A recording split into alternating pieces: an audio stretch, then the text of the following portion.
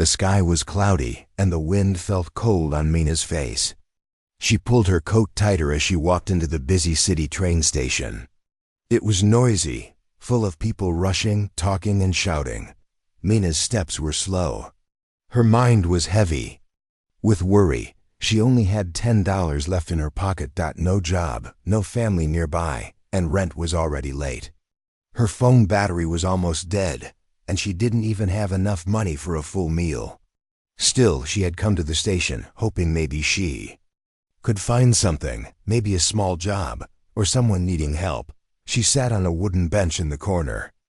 Around her, people came and went. Businessmen in suits, students with headphones, travelers pulling heavy bags.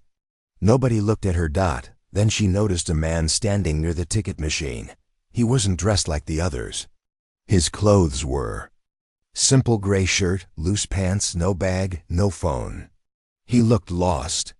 He pressed buttons on the machine again and again, but nothing came out. He reached into his pocket, took out a few coins, and sighed. Mina watched him closely. He looked about 30, with short dark hair and calm eyes. His skin was pale, and there was something strange about him, like he didn't quite belong here. He walked over to a food stall and pointed at a sandwich.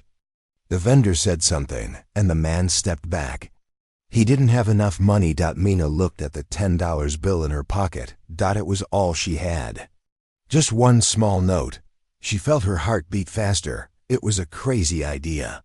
But something inside her pushed her to stand. She walked up to the man. "Hey," she said softly. "You hungry?" The man looked at her. His eyes were gentle but full of silence, like he had seen too much. "Yes," he said. "But I don't have enough trade." Mina blinked. "Money, you mean?" He nodded once. She looked at the vendor and then back at him. Without saying anything else, she reached into her pocket and handed the man her last $10. "Here," she said. "Buy yourself something to eat." The man stared at the bill like it was made of gold. "Why?" he asked. "Because you look like you need it more than I do," Mina said with a small smile. "It's not much, but yeah." The man took the money slowly. "Thank you," he said. "What is your name?" "Mina. I will remember it." He didn't smile, but his eyes looked warmer now. He turned and walked toward the food stall. But then something strange happened. Instead of buying food, the man walked past the stall.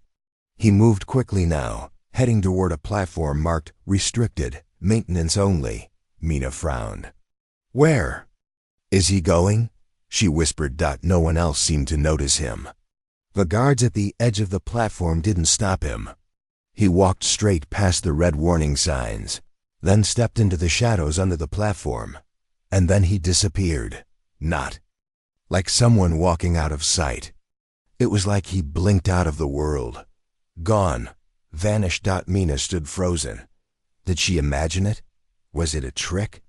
She waited for a minute, then 2, then 5. He never came back. Mina sat back on the bench, confused. Had she just helped the thief? Spy? Or maybe someone sick? She touched her empty pocket inside. Maybe she had made a mistake. She needed that money. She had no food, no job, no answers, but deep inside, she didn't feel regret. She had done the right thing. That night, Mina returned to her small rented room. It was cold and quiet. The lights buzzed softly. She placed her phone on the table and sat on the edge of the bed. Her stomach growled, but she ignored it. Suddenly, there was a knock at the door. She stood up, surprised. She wasn't expecting anyone. When she opened the door, a man in a black suit was standing there. His face was calm and he carried no bag or tools. "Mina?" he asked. She nodded.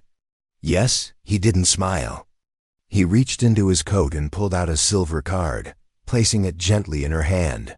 "What is this?" she asked. "A thank you," he said. "You helped someone important, very important." Mina stared at the card. It was smooth and shiny. There were no words on it, just a small glowing symbol in the center. Before she could ask more, The man turned and walked away. Wait, what do you mean? She called after him, but he didn't stop. He turned the corner and disappeared. Mina looked down at the card.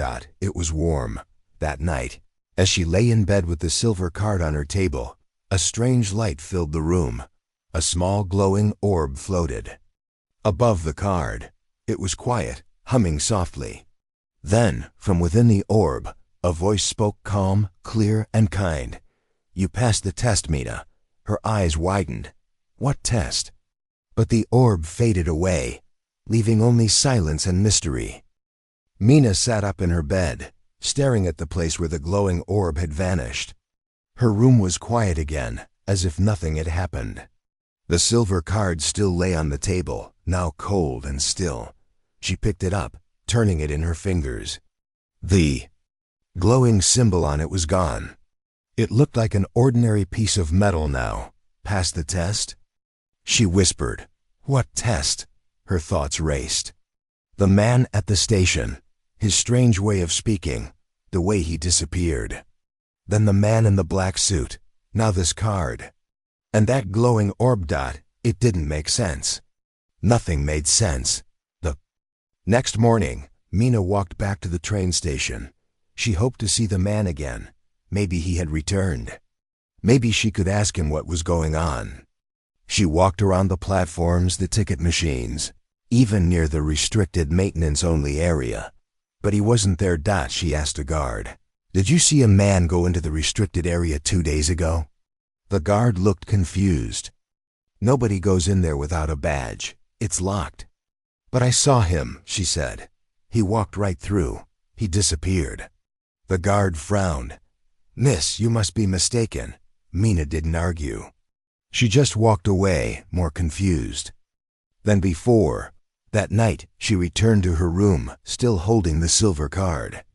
She placed it under her pillow and tried to sleep. Around midnight, the room lit up again.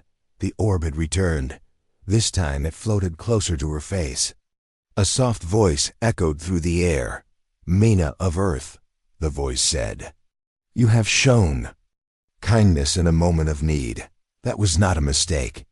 That was a choice. Who are you? She asked, sitting up. I am a messenger, the voice replied. You helped one of our own. He was sent to Earth to learn about your people. You passed his test. But I didn't do anything special, Mina said. I just gave him my last $10. You gave what little you had, the voice said. Without asking for reward. That is rare. The orb hovered above her hands. Now you are being invited. Will you come with us? Mina blinked. Come where? Where he came from. Before she could answer, the orb glowed brighter. A soft wind rushed through her room. The silver card floated into the air and burst into light.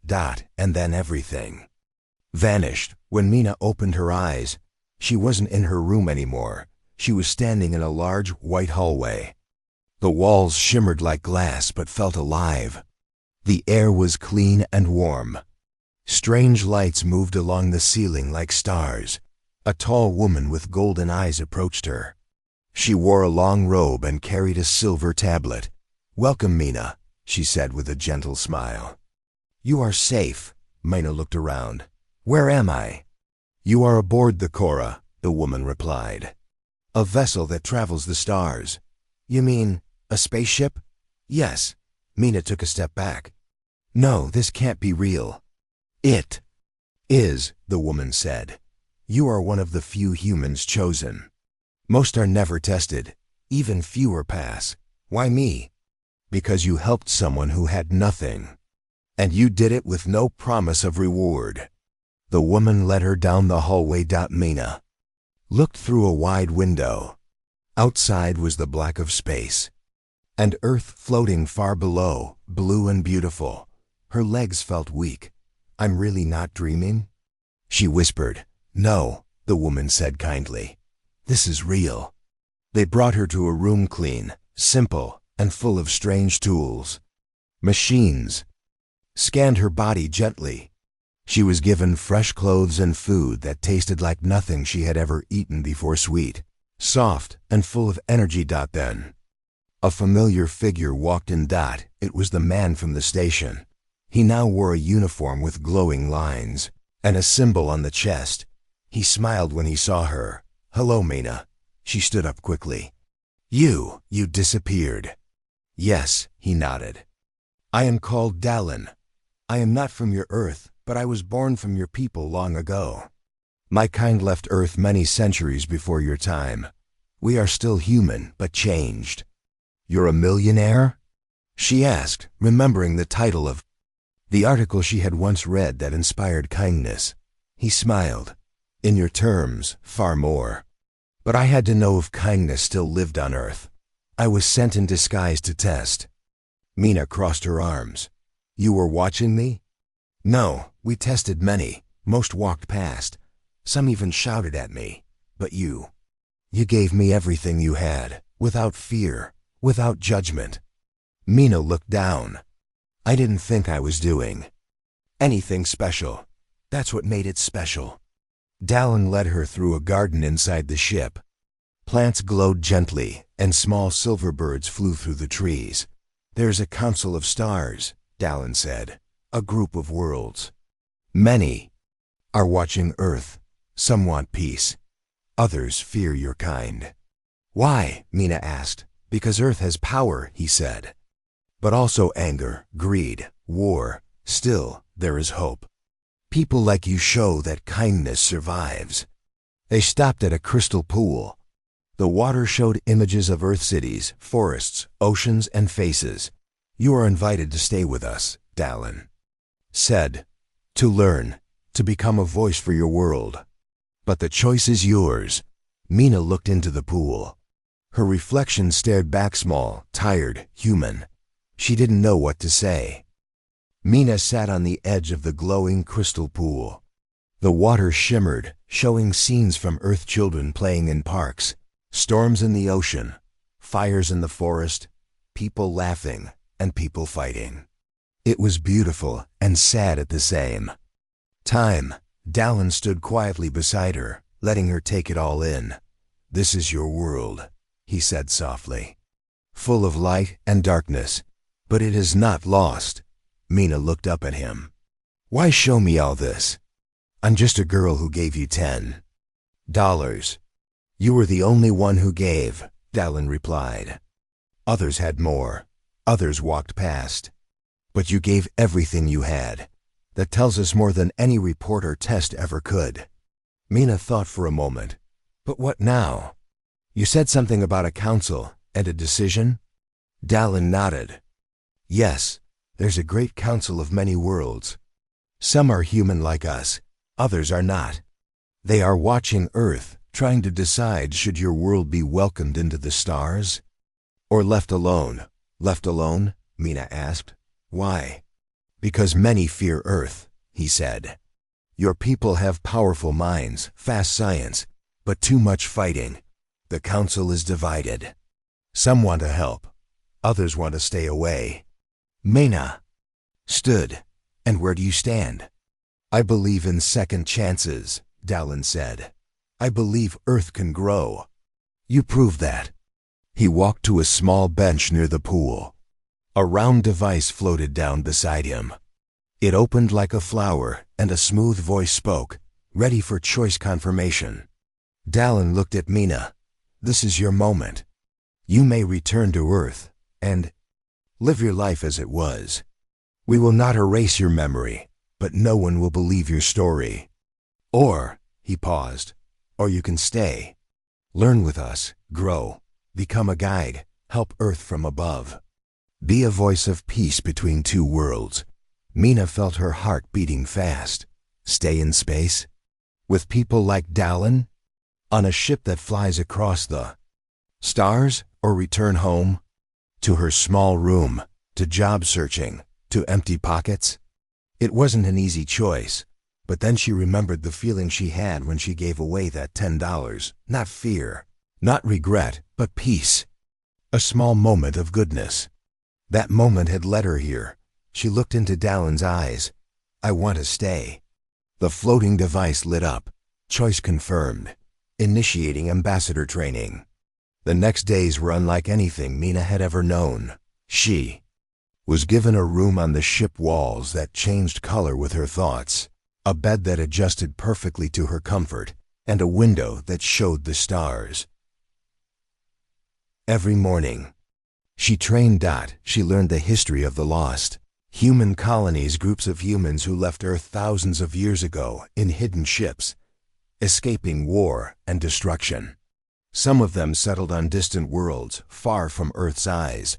They had built great cities, solved many of the problems Earth still struggled with.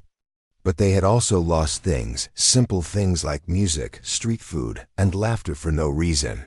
"We remember Earth," said one of her teachers, "but we do not feel it the way you do." Mina also trained in languages, not just alien languages, but the emotional languages of diplomacy.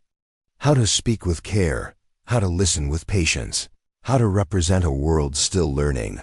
One day, during training, she met two other humans, Ben and Nia, who had also passed the test in different countries. Ben had helped a robot child that others ignored. Nia had protected a sick alien animal during the street fire. They too had been brought here. Together, they studied, trained, and shared stories. They laughed at Earth jokes, danced to music from old radios, and told tales of life back home. They reminded the star-born humans what it felt like to be from Earth. "We were starting to forget," said an elder named Rao. "You remind us why we once called Earth home." Weeks passed. Mina grew stronger, wiser. She wore a soft white suit with the symbol of unity, a circle made from many hands. Then came the news. The council would meet soon. A decision about Earth would be made. Mina, Ben, and Nia were chosen to speak. "You are not leaders," Dallin said to them, "but you are hearts. That is more powerful." The council meeting would happen aboard the Solari Ark, the largest station. Near the edge of known space, Mina stared out the window of the ship as they approached the shining station. It looked like a flower in the star's petals of light, glowing with energy. Inside, thousands of beings gathered. Some looked like humans. Others had long necks, glowing eyes, or skin like crystal. Mina felt nervous. What if she said something wrong? Dallin placed a hand on her shoulder. "Speak from the truth. That is enough." At the center of the council hall, Mina stepped forward. She looked around at all the beings, so different, yet all watching her, waiting. She took a breath. "My name is Mina. I come from Earth, a place full of mistakes, yes, but also full of people who care, even when they have nothing." She paused. "I didn't know I was being tested. I just saw someone who looked hungry. I gave what I had, that's all." She looked up. "We may not be perfect, but we still care. And I believe that matters." There was silence. Then, one by one, lights lit up around the hall, symbols of agreement. Earth would not be locked away. The council had chosen peace. After the meeting, Dallin smiled at her. "You did well." Mina smiled back. "I just spoke from the heart." "And that," he said, "is why you were chosen." The stars outside the giant window of the Solari Ark blinked like tiny lamps in the endless dark. Mina stood in silence, her hands resting on the smooth railing. Below her, she could still see the Grand Council chamber where she had spoken. The lights of agreement still echoed in her memory. Earth had been accepted for now, but peace was not guaranteed. Later that evening, Dallin met Mina in the garden room. It was filled with tall, glowing plants and soft music that came from no clear source. "You were brave today," Dallin said gently. "I was shaking the whole time," Mina admitted. Dallin smiled. "That's what made it real." He paused and looked serious. "But the work is not over. The council's decision is only the first step. Now Earth must be watched closely." Mina turned to him. "Watched? Yes," he said. "For the next year, Earth will be observed. A final test." Mina frowned. "Test? What kind of test?" "The test of humanity," Dallin replied. To see if Earth can grow without war, without greed. And if it can protect what is right, even when no one is watching. Mina understood. The council had opened the door, but it could still close. It again. A few days later, Mina, Ben, and Nia were called into a briefing room. The walls were covered in floating maps of Earth, news feeds, and glowing charts. Ral, the elder from the starship Cora, stood at the front. We have already seen changes on Earth, Ral said. Your people are curious, some are hopeful. But not all are ready. He waved his hand, and a red zone on the map expanded. In a remote desert area of Earth, a new signal has been found. It's alien technology, but it was buried long ago, even before humans began to write history. Ben leaned forward. You mean it's ancient? Ral nodded. Yes, and dangerous. What kind of danger? Nia asked. Ral looked serious. It is a beacon. If activated, it may call others. Not all of them are friendly. Mina's heart sank. And someone found it? Yes, Ral said. A private group from Earth has discovered the site. They believe it will bring power or wealth. They are digging it up. If they activate it, it could bring war from the stars. Why don't we stop them? Ben asked. Ral shook his head. That would break the treaty. Earth must protect itself by its own hand. That is part of the test. Mina stepped forward. Then we go. They were given a small Earth-style shuttle, disguised as a weather drone. It dropped them in the desert at night, far from the dig site. The sand was dry, the stars bright, and the wind whispered like a ghost. Mina wore a light desert suit and her old Earth shoes. As they walked across the dunes, her heart beat faster. She wasn't just a girl anymore. She had a mission. Soon, they saw the lights of the dig site flood lamps, drones flying in circles, and machines digging into the deep rock. They moved closer, staying low. From a distance, they saw the beacon, a black tower half buried in the earth, glowing with soft blue lights. It looked like nothing from Earth. A group of workers, wearing silver suits, stood nearby. Some were talking. Others were using strange tools to open the structure. They don't know what they're touching. Nia whispered. They think it's a gift, Ben said. They don't see the danger. One of the machines sparked. The beacon pulsed red for a second, then blue again. They've already started unlocking it, Mina said. We're running out of time. Mina came up with a plan. They would sneak in and place a signal blocker inside the beacon's core. It wouldn't destroy it, but it would stop it from sending any message into space. The blocker looked like a small metal box, no bigger than a book. At midnight, they moved in. Ben distracted the guards with a power surge in the outer lights. Nia hacked the drone controls to fly away. Mina crawled under a fence and slipped into the core of the beacon, which had been opened like a shell. Inside, the air was cold. The walls pulsed with blue light. She climbed down a ladder, heart pounding.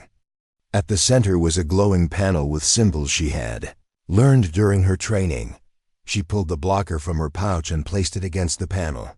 Please work, she whispered. The blocker clicked into place. The lights flickered.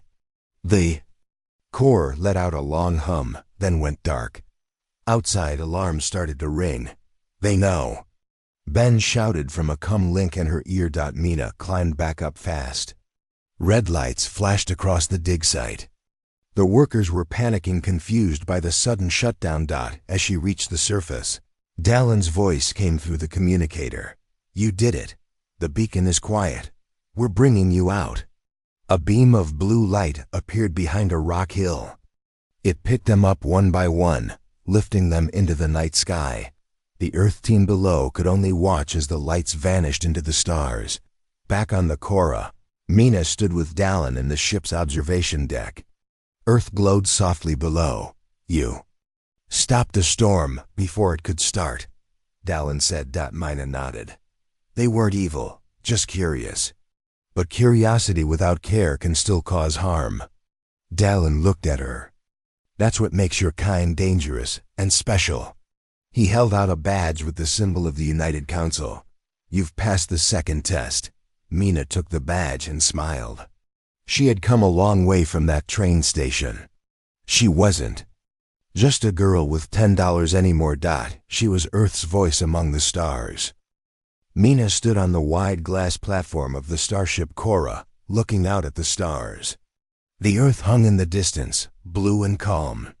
She had saved it once already from a silent danger buried deep in the desert. But the journey was far from over. Now came something different. Not fighting, not running, but learning. Each day aboard the Cora brought new lessons. Mina had joined the Star Class program, a group of humans chosen to be trained as future diplomats and guardians of Earth's future place in the stars. Ben and Nia were with her, along with a few others from Earth who had quietly passed the Council's tests. There were also beings from other worlds, some human-like, others very different, but all learning together. Their teachers were wise and patient. One was Tyrell, a tall being with crystal skin and a soft voice. He taught them how to read body signals, not just words. In some cultures, silence meant fear. In others, it meant respect. Another teacher, Ari, showed them how to read star maps and navigate without machines, just using gravity waves and light. Trails, Mina's favorite class, was with Elo, who taught the history of the human diaspora, the humans who left Earth thousands of years ago, who changed, adapted, and formed new cultures among the stars. One morning, Mina entered the quiet memory hall. Here, knowledge wasn't just written, it was felt. She stepped into a memory pod and placed her hand on the glass. Suddenly, she was standing in the middle of a great, ancient Earth city, New York, long before the collapse of the old world.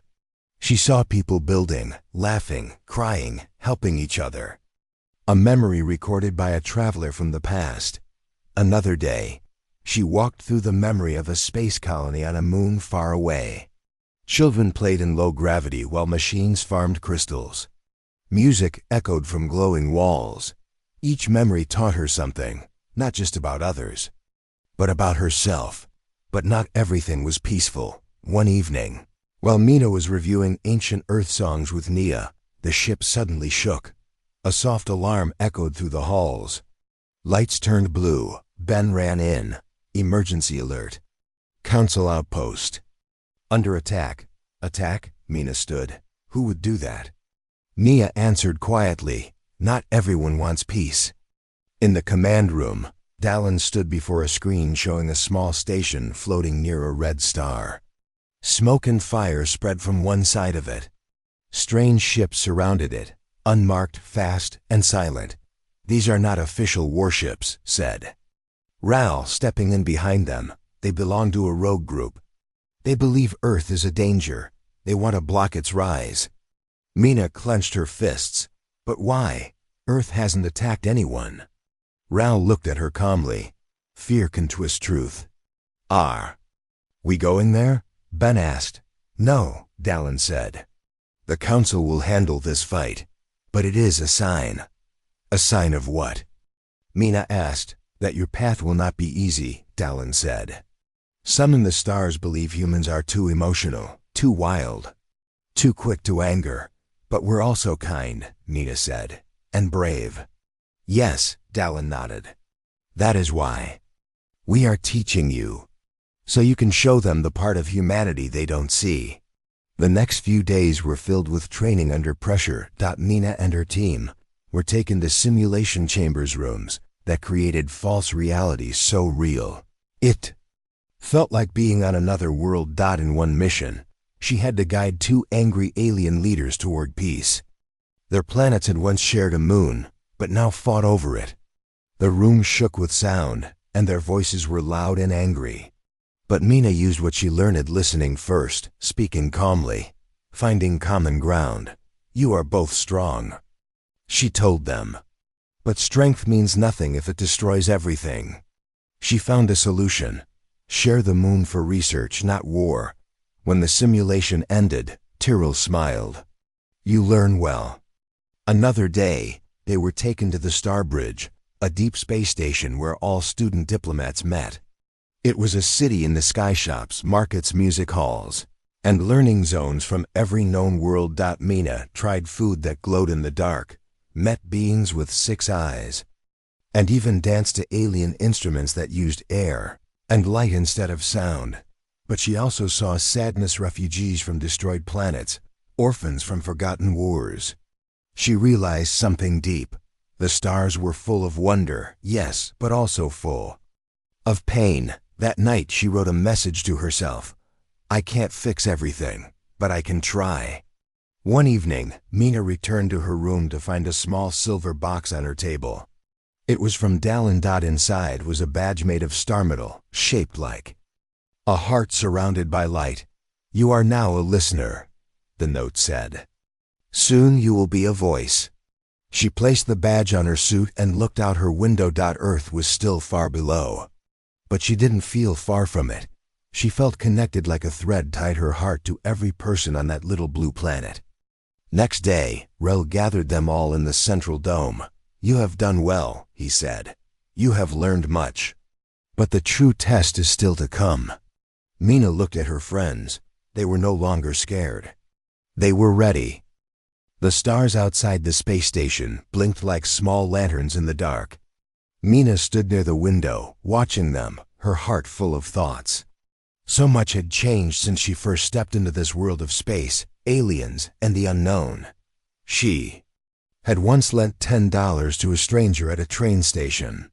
That simple act of kindness had brought her into something much bigger, something she never could have imagined. Now she was working with people from other planets, learning, growing, and facing challenges no one on Earth had even heard of. But today, something felt different. Something felt wrong. Ral, the old alien mentor with deep green eyes, called Mina, Ben, and Nia into the meeting room. The walls of the room shimmered slightly, changing colors with the mood inside. This time, the color was dark blue, serious, focused. There's a threat, Ral said quietly. And it is not coming from outside. It is here, among us. Mina looked at Ben, who raised his eyebrows. Nia's hands tightened around her datapad. What kind of threat?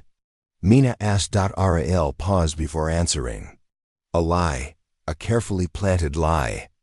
Someone in the council is trying to make Earth look dangerous. They want the council to reject Earth forever. Ben shook his head. But why? Earth hasn't done anything wrong. Because some still believe humans do not deserve the stars. Ral said, they think humans are too emotional, too wild, too unpredictable. They fear what you might become. Mina felt anger rise in her chest, but she took a deep breath. So what do we do? Ral leaned forward. We find the truth. We stop the lie, quietly. The 3 young trainees were sent to the Starfold Archive, a massive floating library that stored records from across galaxies. It was old and mysterious, full of hidden rooms and silent halls. If there was a secret, it would be there. They traveled in a small shuttle. No one else was told of their mission, not even other students. It had to stay quiet. As they flew through space, Nia asked, what if we don't find anything? Mina replied, then we keep looking. We can't let someone destroy Earth's chance at peace. Ben nodded. We came this far. We're not giving up now. The Starfold Archive was beautiful and strange. Its walls were silver and smooth. Its floors lit up when you walked. But the feeling inside was heavy like the air. Itself held memories. They split up to search different sections. Mina moved through an area called the Whispering Vaults, where silent records were kept, files not shown to the public. She touched a glowing panel and asked it to show Earth-related messages from the last 6 months. Only a few appeared, but one caught her eye. It was a message labeled Emergency Security Report. It claimed that Earth was building secret weapons and planning to attack a nearby planet. Mina frowned. That's not true, she whispered. She tapped the message and looked deeper. At the bottom, there was a small code, the same code used by a council member named Valen. Valen had spoken against Earth many times. He called humans too chaotic and unfit for unity. Mina saved the file and ran to find the others. Ben and Nia were already in the research hub, a round room with floating screens and echoing lights. "I found something too," Ben said. "A fake travel log. It says Earth ships were seen near. A war zone, but those ships don't even exist." "And I found Valen's voice in an old security archive," Nia added. "He said, Earth's light must be hidden before it blinds us all." The pieces were clear now. Someone Valen was planting lies. He was trying to make Earth look like a danger to the galaxy. And if the Council believed him, Earth would be cut off. No more contact, no more learning, no future among the stars. Back on their shuttle, the team contacted Dallin, the quiet but kind Council advisor who had trusted them from the start. "We have proof," Mina said. "Valen is behind everything." Dallin's voice was calm. "Then you must act quickly. Valen plans to send out a false distress signal tomorrow. It will look like Earth attacked a peaceful ship." Ben gasped. "He wants to start a fake war?" "Yes," Dallin said. "And if the Council believes it, Earth will be blamed. You must stop him." Mina looked at her friends. "We will." They flew straight to the ship mentioned in the file, a Council vessel called Saran Light, docked for repair. The ship looked normal from outside, but inside, they found strange devices placed near the engines and control center. "These are bombs," Ben said, "and signal boosters. When they explode, they'll send a message blaming Earth." Nia's hands moved quickly, disabling the devices. Mina searched the ship logs again and found the final evidence. Valen's personal passcode used to arm the system. Mina copied it and sent everything to Dallin. "Do you have enough to stop him?" she asked. Dallin's reply was firm. "Yes. You've done what no one else could." The next day, the Council held an emergency meeting. The great chamber was filled with beings from dozens of planets. The air was tense. Valen stood before them, proud and unshaken. "I only wish to protect the galaxy," he said.